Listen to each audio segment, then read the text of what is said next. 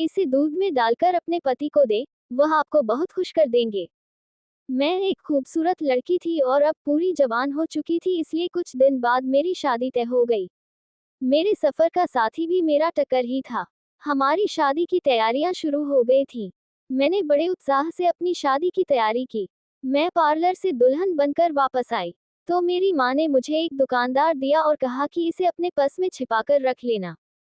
मैंने पूछा ये क्या है माँ, तो उसने कहा ये तेरे पति की दवा है। इसे आपको रोजाना दूध में मिलाकर पिलाना है और यह प्रक्रिया 30 दिनों तक करनी है और इसके बारे में किसी को भी पता नहीं चलना चाहिए। मैंने अपनी माँ से पूछा कि जाहिर तौर पर उनके पास कुछ भी नहीं है, तो ये दवा किस लिए है? माँ ने कहा कि ज्यादा सवाल जवाब मत करो और इसे ये दवा दे दो। मैंने चुपके से वह दवा अपने पर्स में रख ली और वहां से निकलकर अपने ससुराल आ गई। ससुराल में मेरे साथ अच्छा व्यवहार किया गया। मैं खुद को भाग्यशाली मानती थी कि मैं जितना चाहती थी उतना प्रवाहित हो सकी और मेरे पति हर चीज में सक्रिय रूप से शामिल थे। मैं भूल गया था कि मेरी माँ ने मुझसे क्या कहा था और अपनी शादी की रस्मों का भरपूर आनंद ले रही थी। रात को मुझे बिस्तर पर ले जाया गया और मेरे कमरे में जाने के कुछ देर बाद माँ मेरे कमरे में आई और बोली कि मुझे किसी भी हालत में अपने पति को दवा देनी चाहिए। मुझे लगा कि मेरी माँ कभी मेरा अहित नहीं चाहेंगी, इसलिए मैंने उसकी बात सुनने का फैसला किया। क्योंकि मारी नंद दूध का गिलास लेकर कमरे में आई, इसलिए मैंने तुरंत इसमें दवा मिला दी। मैं ये काम खत्म कर चुकी थी कि दरवाजे पर दस्तक हुई और मेरे पति फुरकान कमरे में आए। सलाम दुआ के बाद जब उसने मेरा घूंघट उठाया तो वह काफी देर तक अपनी नजरें मेरे चेहरे से नहीं हटा सका। शायद हमारे बीच के रिश्ते ने उसके दिल में भी मेरे लिए प्यार पैदा कर दिया था, लेकिन मैं अपनी शर्म और हया के कारण उनकी तरफ देख भी नहीं सकती थी। मेरी थकान को देखते हुए फुरकान ने मुझे कपड़े बदलने को कहा। मैंने फुरकान को दूध का गिलास पकड़ा दिया और खुद कपड़े बदलने चला गया, लेकिन जब तक मैं वापस आया, फुरकान सो चुका था। मैं सोच रहा था कि क्या हुआ, फुरकान क्यों सो गया और वह इतनी जल्दी मुझसे बात कर रहा था। तो उस समय उसके चेहरे पर नींद के लक्षण बिल्कुल भी नजर नहीं आ रहे थे। अब अचानक क्या हुआ? पति के दूध में नींद की दवा डाल दो। मुझे अपने कपड़े बदलने और मेकअप हटाने में लगभग 15 से 20 मिनट लगते थे। और यह बहुत समय पहले की बात नहीं है जब एक दूल्हा अपनी पहली शादी की रात इस तरह सोया था। नहीं, उन्होंने इसके बारे में बात की थी कि मैं नींद में हूँ या थका हुआ हूँ। वह बिल्कुल सामान्य दिख रहा था। मैं हवा में थी और वह मेरी सुंदरता की इतनी तारीफ कर रहा था कि वह मुझे बिना मेकअप के देखना चाहता था। मैं अपनी शुद्ध सुंदरता देखना चाहती थी, इसलिए मैंने मेकअप हटा दिया। मैं सचमुच खूबसूरत थी। मैं चाहती थी कि वे मेरा चेहरा बिना मेकअप के देखें, ताकि उन्हें तसल्ली हो सके कि मैं बिना मेकअप के भी बेहद खूबसूरत दिखती हूँ। लेकिन जैसे ही मैं बाहर आया तो वो सो चुके थे। उन्हें सोता देख मेरे सपनों का महल टूट गया। ये वो पल हैं जो एक दुल्हन अपने पति के साथ बिताना चाहती है, और ये जीवन भर के लिए यादगार पल बन जाते हैं। जब एक लड़का और लड़की एक वैध रिश्ते में बंधते हैं, अपने पूरे जीवन में, कुछ लोग हराम से भागते हैं ताकि वे हलाल संबंध बना सकें। लेकिन मेरी किस्मत तो सो चुकी थी। मैं उनके पास गया और चिल्लाया कि उनकी आंखें खुल जाएं, लेकिन उनके अस्तित्व से कोई हलचल नहीं हुई।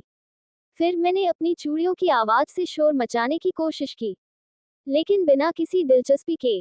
मुझे आश्चर्य हुआ कि पिछले 20 मिनट में क्या हुआ। इतनी गहरी नींद में कौन सो गया? तभी अचानक मेरी नज़र दूध के गिलास पर पड़ी जो खाली था। तो मुझे याद आया कि मैंने थोड़ी देर पहले उनमें दवा मिला दी थी। अगर ये दवा का असर था तो ये बहुत गलत था। उन्होंने अभी तक बात भी शुरू नहीं की थी। जो हुआ वह मुझे इतना बुरा लगा कि मैंने उन्हें जगाने की बहुत कोशिश की। वे ऐसे सोए मानो जाग ही न रहे हो। मैंने चिंतित होकर अपना मोबाइल उठाया और अपनी माँ का नंबर मिलाया। मेरी माँ ने चिंतित होकर मुझसे पूछा कि मैं इस समय उन्हें क्यों फोन कर रहा हूँ। मुझे नहीं पता। मुझे लगा कि मेरी माँ बहुत घबरा गई हैं। मुझे लगा कि उन्हें लगा कि मैं उन्हें कोई बुरी खबर देने जा रहा हूँ। इसीलिए तो मैंने तुम्हें फोन किया था। तुमने मुझे जो दवा दी थी, क्या वह नींद की दवा थी? क्योंकि दवा खाने के बाद फुरकान तुरंत नींद की आगोश में चला गया। एक बात के लिए, अगर मुझे पता होता कि वे नींद की गोलियां हैं, तो मैंने उन्हें कभी नहीं दिया होता। अगर उन्हें सुबह उठकर पता चले कि मैंने उन्हें सुलाने के लिए दवा दी है, तो उनकी नज़र में मेरी क्या भूमिका होगी? वे सोचेंगे कि मैं उनसे प्यार नहीं करता और मैं उनकी निकटता नहीं चाहता, इसलिए मैंने उन्हें मार डाला। उन पर मेरा क्या प्रभाव पड़ेगा? जो पत्नियां अपनी शादी से खुश नहीं होती, वे अपने पतियों के साथ इस तरह का व्यवहार करती हैं। मेरी माँ ने बिना बताए कहा कि चिंता करने की जरूरत नहीं है। यह एक ताकत की दवा थी, इसमें शामिल नहीं था नींद की दवा। अगर उसे नींद आ जाए तो इसमें कोई बुराई नहीं है, इसलिए मैंने 30 दिन तक दवा जरूर ली। नहीं तो बहुत गड़बड़ हो जाएगी क्योंकि आपने पहले ही दवा दे दी है। और अगर आप उन्हें ये दवा ठीक से नहीं देते हैं, तो दवा का विपरीत असर भी हो सकता है।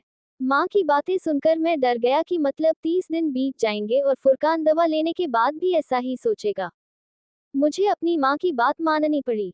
मैंने सोचा था कि फुरकान सुबह उठकर इस बारे में बात करेगा, लेकिन मुझे हैरानी तब हुई जब फुरकान ने इस बारे में कुछ नहीं कहा। और वह बिल्कुल सामान्य थी, सोच रही थी कि उन्हें याद नहीं है कि कल रात क्या हुआ था, कि वे जल्दी सो गए थे या वे जानबूझकर अनजान बन रहे थे। दूसरी रात भी, ये देखने के लिए कि मेरे पति को महसूस हुआ या नहीं, मैंने फिर से दूध में दवा मिला दी और वही हुआ। 2 मिनट के भीतर फुरकान गहरी नींद में सो गया और सुबह उठते ही वह फिर से सामान्य हो गया। मुझे भी लगने लगा कि फुरकान में कोई राज है। और फिर वह पूरे दिन बिल्कुल सामान्य रहता है। उसके व्यवहार से ऐसा नहीं लगता कि वह कुछ अलग है। और रात को मैं उसके दूध के गिलास में दवा डाल देती थी और वह 2 मिनट में सो जाता था। वह ऑफिस में होता था और आ जाता था। रात को ही वापस हम बात करते थे, फिर मुझे जबरदस्ती उसे दवा के पास लाना पड़ता था और वे गहरी नींद में सो जाते थे। मैंने उस औषधि को एक विशेष स्थान पर छुपा दिया था। मैं नहीं चाहता था कि कोई मुझे नजरअंदाज करे, खासकर फुरकान। वे मेरे बारे में क्या सोचेंगे? मैं क्या कर रही हूँ? उनकी नाक के नीचे यह शादी कर रही हूँ, जो मेरी इच्छाएं थी या मैंने जो सोचा था, वह सब मुझे एक सपने जैसा लग रहा था। यह शादी मेरे लिए एक प्रतियोगिता बन गई। मुझे फुरकान का राज पता लगाना था क्योंकि यह उसके नाम पर था और मुझे अपनी बाकी जिंदगी उसके साथ बितानी थी। इस सब में 15 दिन बीत गए और मुझे हर बार फुरकान को दवा देनी पड़ी दिन दिती। लेकिन भावनाओं का समंदर मेरे अंदर भी हिलोरे मारने लगा। मैंने सोचा कि ये चाहत तो जायज है, फिर मैं अपने ऊपर क्यों जुल्म कर रहा हूँ? मैं न सिर्फ खुद के साथ गलत कर रही थी बल्कि फुरकान के साथ भी गलत कर रही थी। मुझे लगा कि उनमें कुछ भी गलत नहीं है, बात बेवजह फैलाई गई है और एक रात भावना में बहकर मैंने फुरकान को एक दिन के लिए दवा नहीं दी। पति की बीमारी के लिए खेद है। फिर वैसा ही हुआ जैसा मैं चाहता था। फुरकान प्यार भरी बातें करके पास आ गया।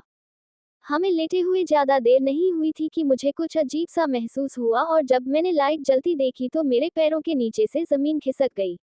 मेरे साथ क्या हो रहा था? ये फुरकान मेरे साथ क्या कर रहा था? और वह क्या बन गया? उसे इस हालत में देखकर तुमने मेरी चीख निकलवा दी। मैं फटी आंखों से फुरकान को देखने लगी, तब मुझे एहसास हुआ कि मेरे साथ कितना बड़ा धोखा हुआ है। यही वो नुस्खा था जो मेरी माँ मुझे बार बार बताती थी। ऐसे ही वीडियो देखने के लिए हमारे चैनल को लाइक एंड सब्सक्राइब करें। Thanks for watching.